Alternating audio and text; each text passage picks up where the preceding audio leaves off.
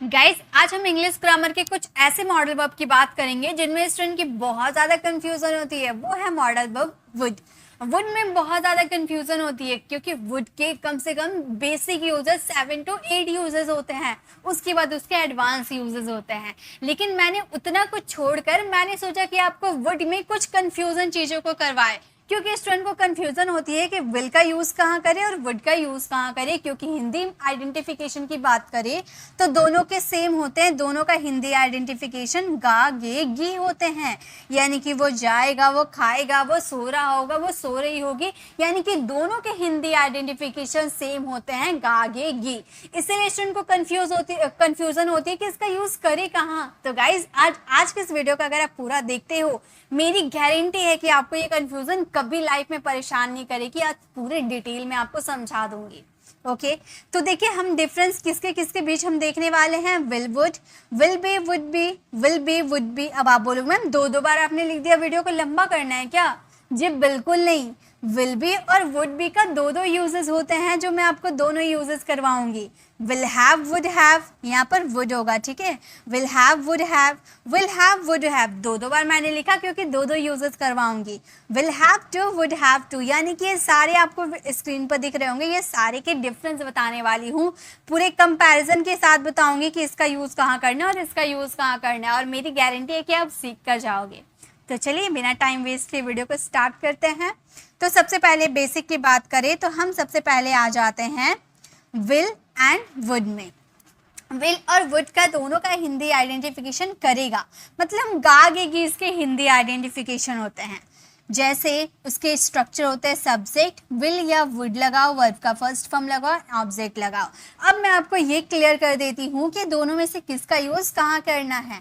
तो अगर हम बात करें विल का, तो विल का यूज़ होता है फ्यूचर में। आपको ये तो पता है ना, विल का यूज़ होता है फ्यूचर में। अगर वुड की बात करें तो वुड का यूज़ होता है पास्ट में या प्रेजेंट में। ओके, पास्ट या प्रेजेंट में। तो हुआ ना थोड़ा डिफरेंस, लेकिन हिंदी आइडेंटिफिकेशन सेम होते हैं, गागे के ही आते हैं, लेकिन इस विल का यूज़ फ्यूचर के लिए किया जाता है और वुड का यूज़ पास्ट और प्रेजेंट के लिए किया जाता है। एग्जाम्पल के साथ बताती हूँ, आपको क्लियर हो जाएगा। जैसे कि एग्जाम्पल देखिए, रोहन स्कूल जाएगा। अब आप बोल रहे रोहन स्कूल जाएगा, मान लो आपने रोहन का एडमिशन करवाया है तो रोहन कल से स्कूल जाएगा, आप ऐसा कहना चाहते हो। यानी कि आपने फ्यूचर की बात कर दिया कि रोहन स्कूल जाएगा, मैंने उसका एडमिशन करवाया तो वह स्कूल जाएगा। तो यहाँ पे हम फ्यूचर की बात कर रहे हैं, तो हम ये सेंटेंसेस में विल का यूज़ करेंगे क्योंकि फ्यूचर के लिए विल यूज़ होता है। हम बोलेंगे Rohan will go to school, Rohan will go to school. Rohan school जाएगा, Rohan will go to school. लेकिन अगर मैंने कहा कि उसने कहा कि वो मुझे बता देगा, अब मैंने क्या बोला था कि विल का यूज़ सिर्फ और सिर्फ फ्यूचर के लिए किया जाता है। लेकिन यहाँ पर पहला सेंटेंस आपका पास्ट है और दूसरा सेंटेंस गागेगी तो आ रहा है, तो किसका यूज़ करे? विल का यूज़ करे ना, विड का यूज़ करे। तो मैं आपको एक चीज़ क्लियर करवाती हूँ कि अगर आपका फर्स्ट सेंटेंस, ठीक है, अगर आपका फर्स्ट सेंटेंस पास्ट होता है तो बाद वाला सेंटेंस कुछ भी हो, ठीक है, सेकंड सेंटेंस कुछ भी हो, उसे भी हमें पास्ट में ही कन्वर्ट करना होता है। जैसे कि उसने कहा कि वह आएगा, उसने कहा के लिए हम क्या बोलेंगे? हम बोलेंगे ही सैड दैट। उसने कहा कि ही सैड दैट। तो पहला सेंटेंस हमारा पास्ट में हो गया, तो सेकेंड सेंटेंस को भी पास्ट में ही बनाना होगा। लेकिन विल तो फ्यूचर में यूज़ होता है, तो पास्ट में क्या यूज़ होता है? वुड का यूज़ होता है। तो यहाँ पे हम वुड का यूज़ करेंगे।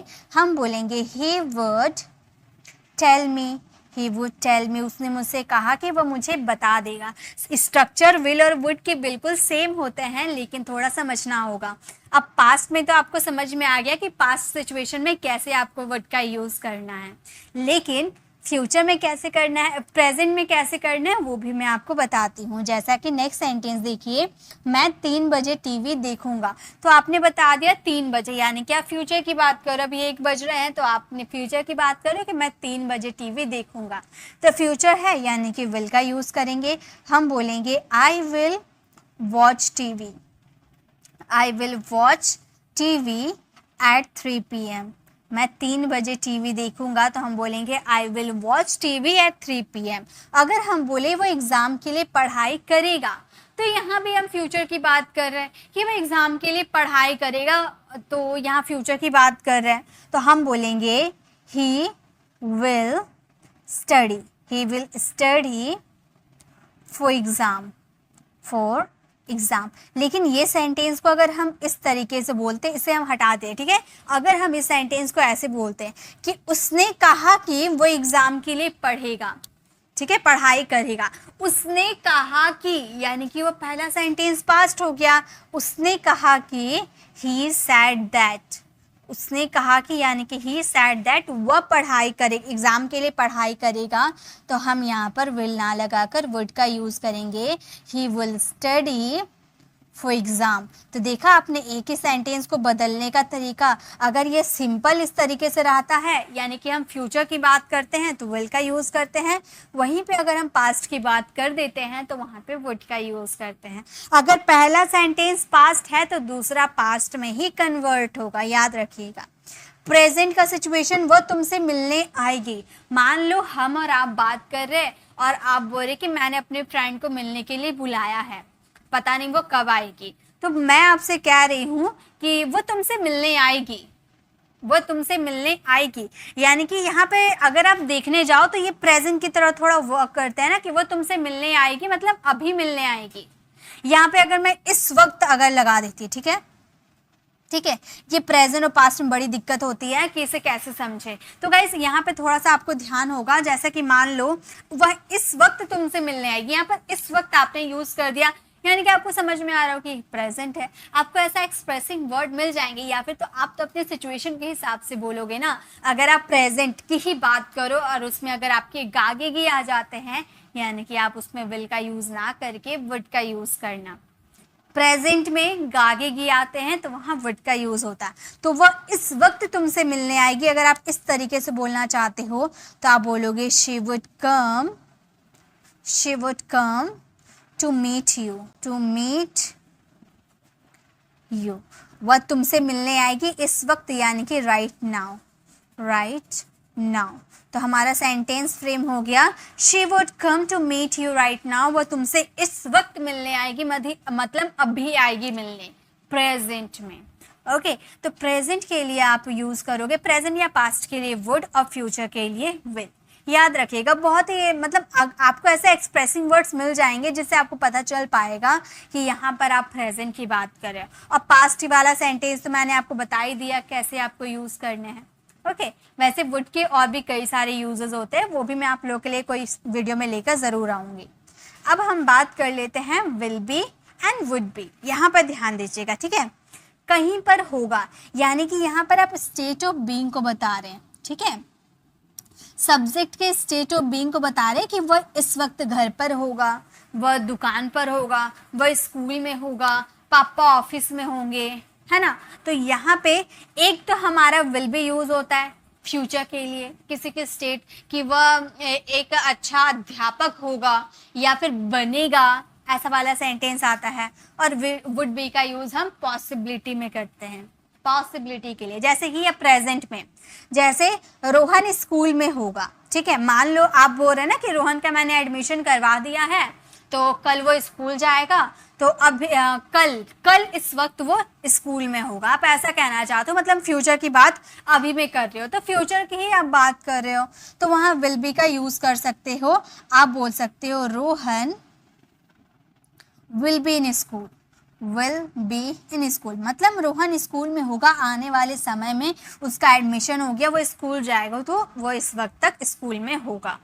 ओके नेक्स्ट है पापा ऑफिस में होंगे। मान लो आप और आपका फ्रेंड स्कूल से घर आ रहे हो, तो आपका फ्रेंड आपसे पूछ रहा है कि तुम्हारे पापा भी कहाँ होंगे, तो आपको नहीं पता कि आपके पापा कहाँ हैं, बस आपको इतना पता है कि पापा का ऑफिस का टाइम है तो शायद पापा ऑफिस में होंगे। आपको ये नहीं पता कि पापा ऑफिस में होंगे, घर पर होंगे, ऑफिस गए हैं या नहीं गए हैं, रास्ते में होंगे, आपको कुछ नहीं पता है।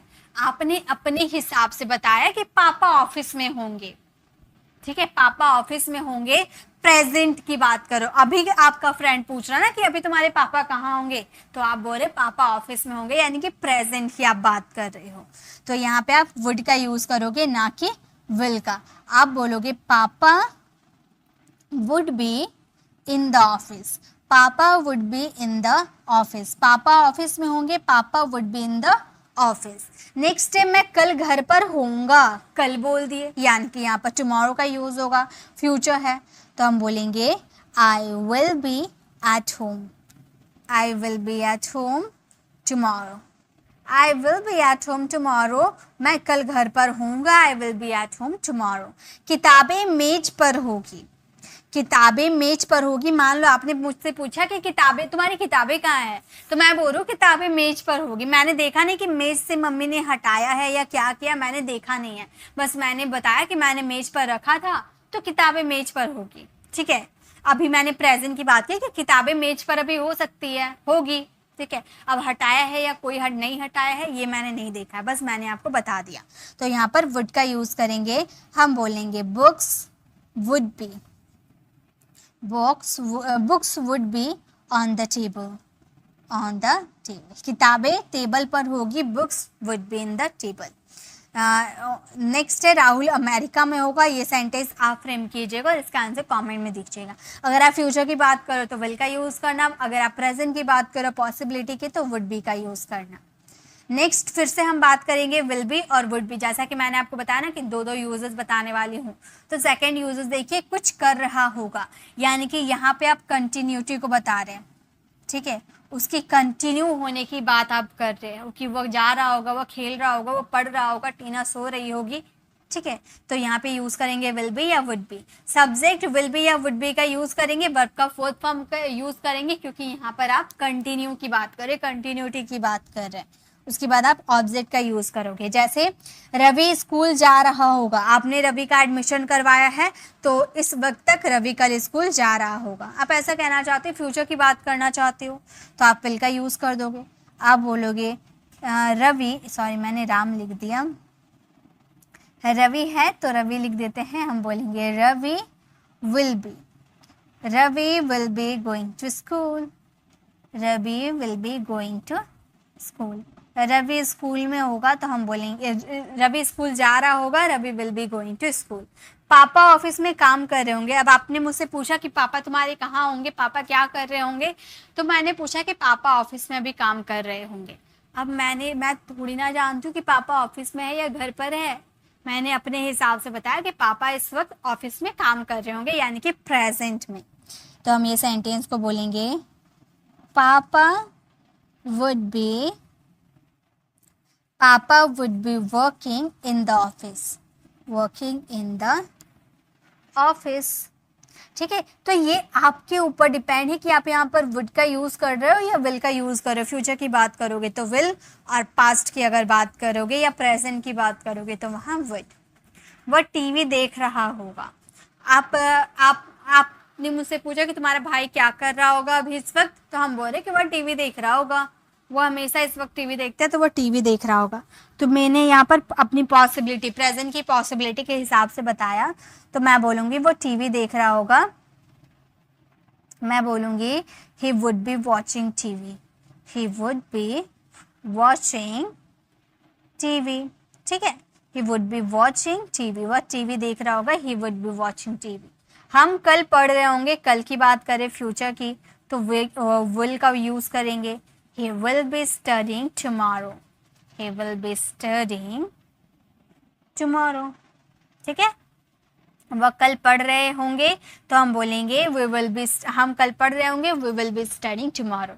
रीना सो रही होगी, ये सेंटेंस आप फ्रेम कीजिएगा और इसका आंसर कमेंट में दीजिएगा। ओके, चलिए आगे देखते हैं नेक्स्ट क्या है। नेक्स्ट है हमारा will have and would have।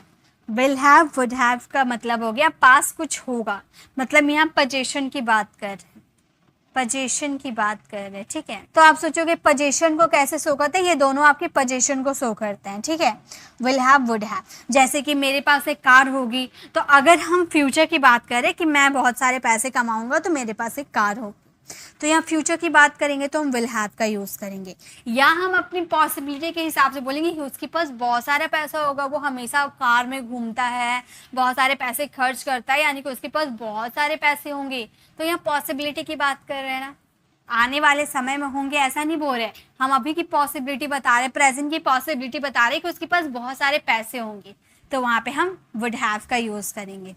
Okay, चलिए सेंटेंसेस देखते हैं। इसका स्ट्रक्चर सब्जेक्ट विल हैव या वुड हैव प्लस ऑब्जेक्ट, कोई एक्शन नहीं, कोई वर्ब नहीं। ओके, जैसे मेरे पास किताब होगी, मेरे पास किताब होगी, या अगले साल तक मेरे पास किताब होगी, यानी कि फ्यूचर की बात कर रहे हैं, तो हम बोलेंगे आई विल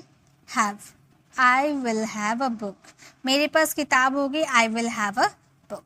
उसका एक भाई होगा, यहाँ पर पॉसिबिलिटी की बात करें कि उसके साथ एक लड़का घूमता रहता है, शायद वो उसका भाई होगा, ठीक है, उसका एक भाई होगा, मैं ऐसे बोल रही हूँ, तो मुझे पता नहीं है पूरी तरह से, मैं कंफर्म नहीं हूँ, मैंने बस अपने हिसाब से बताया, ठीक है। तो अगर थोड़ी सी मेरी हाई पॉसिबिलिटी है तो वहाँ पर वुड का यूज़ करेंगे, अगर इससे लो पॉसिबिलिटी है तो वहाँ पर हम मे का भी यूज़ कर सकते हैं। हाई पॉसिबिलिटी के लिए वुड, लो पॉसिबिलिटी के लिए मे। हैव अ ब्रदर, उसका एक भाई होगा, ठीक है, तो ऐसे आप बता सकते हो।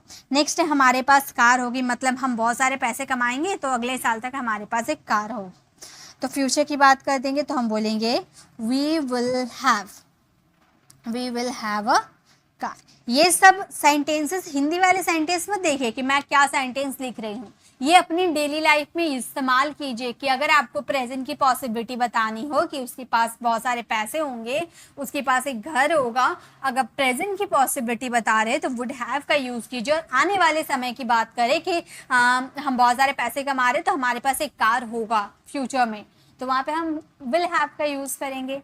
ओके, तो ये बोलने पे डिपेंड करते हैं, उसके पास पैसे होंगे, हम अपनी पॉसिबिलिटी के हिसाब से बता रहे हैं तो हम बोलेंगे ही वुड हैव मनी। उसके पास पैसे होंगे, ही वुड हैव मनी। राहुल के पास घर होगा, ये सेंटेंस आप फ्रेम कीजिएगा और इसका आंसर कमेंट में दीजिएगा। ओके, चलिए नेक्स्ट देखते हैं, नेक्स्ट क्या है। सो गाइस, अब नेक्स्ट है हमारे will have and would have. फिर से विल हैव वुड हैव, जैसा कि मैंने आपको दो यूजेस बताने का प्रॉमिस किया, तो एक यूजेस आपको पता चल गया पास है, और दूसरा कर चुका है, यानी कि यहाँ पर कोई काम फिनिश कर चुका है। विल हैव यानी कि हमारा फ्यूचर परफेक्ट में लगते हैं, ये भी उसी तरह वर्क करता है, ये फ्यूचर का है, ये प्रेजेंट के सिचुएशन के हिसाब से है, ठीक है। Subject will would have, verb की थर्ड फॉर्म एंड ऑब्जेक्ट। जैसे रोहन खेल चुका होगा, मान लो रोहन खेलने गया है, ठीक है, आप रोहन के भाई, आप रोहन के फ्रेंड हो, आप मुझसे आके पूछ रहे हो कि रोहन अभी क्या कर रहा है, रोहन घर पे है क्या, तो मैं बोल रही हूँ कि रोहन तो खेलने गया है, उसका मैच है क्रिकेट का, रोहन खेल चुका होगा। मतलब जिस वक्त मैं आपसे ये बात कर रही हूँ ना प्रेजेंट में, उस वक्त तक रोहन खेल चुका होगा, तो मैं बोल रही हूँ रोहन खेल चुका होगा प्रेजेंट तक, तो वहाँ पे हम वुड हैव का यूज़ करेंगे। रोहन खेल चुका होगा, रोहन खेलने गया है, तो हम बोलेंगे Rohan would have played, Rohan would have played. Rohan खेल चुका होगा, Rohan would have played. Mummy खाना बना चुकी होगी। अब मान लो अब हम स्कूल से आ रहे हैं घर, मुझे बहुत ज़ोर से भूख लगी है, तो मैं सोच रहा हूँ कि मम्मी खाना बना चुकी होगी, प्रेजेंट तक मम्मी खाना बना चुकी होगी, तो यहाँ भी वुड का यूज़ कर सकते हैं। हम बोल सकते हैं मॉम वुड हैव, अगर फ्यूचर की बात करते तो विल हैव का यूज़ करते थे, would have cooked the food. Mummy खाना बना चुकी होगी, mom would be cook the food, would have cook the food. Rohan उससे पूछ चुका होगा, तो हमारे सेंटेंसेस में पॉसिबिलिटी है कि राहुल उससे पूछ चुका होगा, राहुल उससे पूछने गया है, तो अभी तक राहुल उससे पूछ चुका होगा जो पूछना था, तो हम यहाँ पे वुड हैव का यूज़ करेंगे। हम बोलेंगे Rahul would have asked to him. Rahul उससे पूछ चुका होगा, Rahul would have asked to him, ठीक है। हम 5 बजे तक पढ़ चुके होंगे, यानी कि आप फ्यूचर की बात करो कि कल 5 बजे तक हम पढ़ चुके होंगे, तो हम बोलेंगे we will have, we will have studied, we will have studied by 5 o'clock, by 5 o'clock. हम 5 बजे तक पढ़ चुके होंगे. We will have studied by 5 o'clock. रिया पढ़ाई कर चुकी होगी. ये सेंटेंस आप फ्रेम कीजिएगा और इसका आंसर कमेंट में दीजिएगा. ओके, चलिए नेक्स्ट देखते हैं. नेक्स्ट क्या है? तो नेक्स्ट अब हम बात करेंगे काम करना पड़ता होगा. पड़ता होगा would have to, मतलब आपको पता नहीं है कि वो रोज काम करता है या नहीं, बस आपने अपनी पॉसिबिलिटी के हिसाब से बताया कि वो उसे काम करना पड़ता होगा. मान लो आप राम के घर गए, ठीक है. राम को अब एक दिन खाना बनाना पड़ रहा है. राम की मम्मी घर पर नहीं है, राम की बहन भी नहीं है, तो राम को खाना बनाना पड़ रहा है. राम खाना बना रहा है तो आप उसी वक्त घर में पहुंचे और आप राम को खाना बनाते हुए देखे. आपको नहीं पता कि उसकी मम्मी घर पर है नहीं है, आपको ये बात नहीं पता है. बस आप घर आए और आप उसके घर आए और आपने उसे काम करते हुए देखा और अपने मन में ये सोचने लगे कि राम को खाना बनाना पड़ता होगा. अब आपको उसने नहीं बताया है कि वो खाना बनाता है या नहीं बनाता है, उसने आपको कुछ नहीं बताया है. आप अपने हिसाब से बता रहे हो कि अभी जैसे वो खाना बना रहा है उसे रोज खाना बनाना पड़ता होगा, पड़ता होगा. ठीक है, अपनी प्रतिक्रिया, अपनी सोच आप बता रहे हो तो वहां वुड हैव टू का यूज करेंगे वर्ब के फर्स्ट फॉर्म के साथ. ओके, तो जैसे उसे खाना बनाना पड़ता होगा, बनाता है या नहीं पता, बस अपनी पॉसिबिलिटी के हिसाब से बोले कि उसे खाना बनाना पड़ता होगा. He would have to cook food, he would have to cook food मतलब उसे खाना बनाना पड़ता होगा. उसे बोलना पड़ता होगा, उसे बोलना पड़ता होगा तो हम बोलेंगे he would have to speak, उसे बोलना पड़ता होगा. He would have to speak. Rahul को जाना पड़ता होगा तो हम क्या बोलेंगे? हम बोलेंगे Rahul would have to, Rahul would have to go. Rahul को जाना पड़ता होगा, Rahul would have to go. तुम्हें टीवी देखना पड़ता होगा, मतलब तुम टीवी नहीं देखते लेकिन सब कोई तुम्हारे घर में देखता है तो तुम्हें भी देखना पड़ता होगा.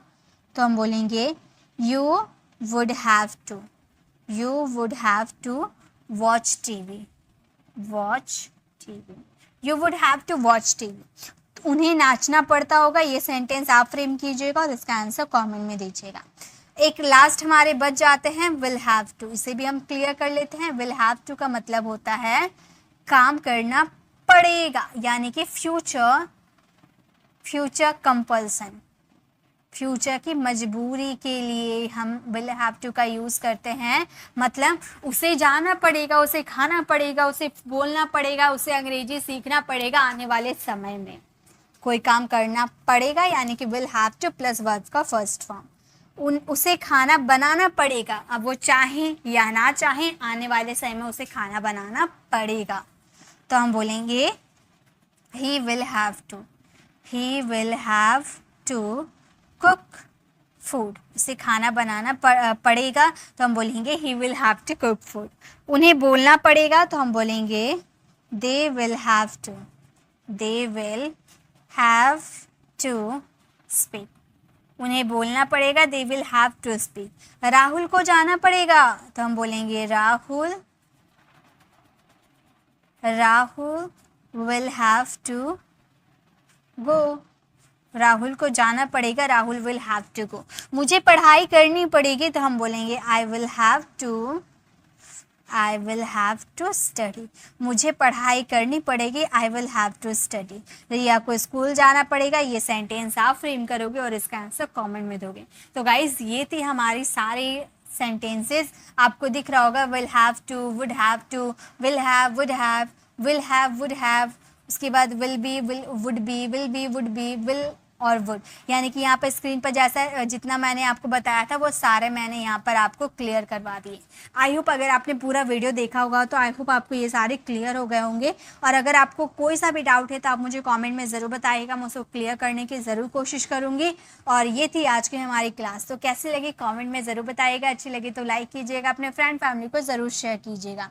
और इसी तरह से अगर आप वॉस और हेड में कन्फ्यूज़न है आपको, जैसे कि एक हेल्पिंग वर्ब होती है ना, पास्ट में हम वॉज का भी यूज करते हैं और पास्ट में हम हैड का भी यूज करते हैं, तो बहुत ही ज्यादा कंफ्यूजन होती है। तो अगर वॉज और हैड का यूज करने में आपको कंफ्यूजन होती है तो लेफ्ट साइड क्लिक करके आप हमारे वॉज और हैड के जो कंफ्यूजन होती है उसे दूर करने वाली वीडियो को जरूर देखिएगा। ये हमारे हेल्पिंग वर्ब है, पास्ट के हेल्पिंग वर्ब जो टेंसेज में यूज किए जाते हैं, इसके डिफरेंस को जरूर देखिएगा। और राइट साइड क्लिक करके आप हमारे प्लेलिस्ट में जाकर जिस भी टॉपिक पे आपको कंफ्यूजन है वो टॉपिक वाली आप वीडियो को जरूर देखिएगा।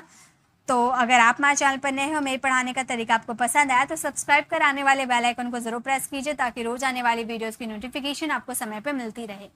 सो I will see you in the next video, till then bye bye, take care.